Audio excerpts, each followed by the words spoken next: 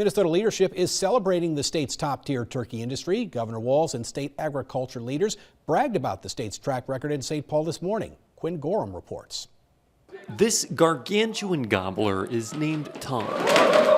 Weighing a hefty 41.8 pounds, he was the shining example Tuesday of Minnesota's best-in-country turkey industry.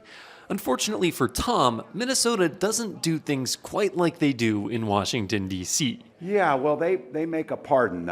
This turkey is not pardoned from its fate. Instead, state leaders in St. Paul used the upcoming holiday to highlight the state's turkey exports. According to leaders, Minnesota sends roughly 40 million turkeys out of state each year, making it the nation's #1 exporter.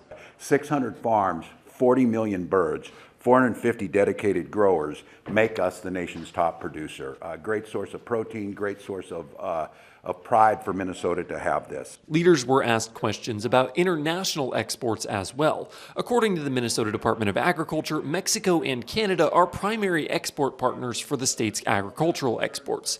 Monday, President-elect Donald Trump announced plans to increase tariffs on trade with those two countries. You know, about 30% of a lot of our commodities in the state, those main commodities, do leave our state and our country. Ag Commissioner Thom Peterson was clear that their department is working to react and get ahead of any trade policies. We've already begun to relay those, not concerns, but making sure they understand, what are the impacts of tariffs, what are the impacts on our state.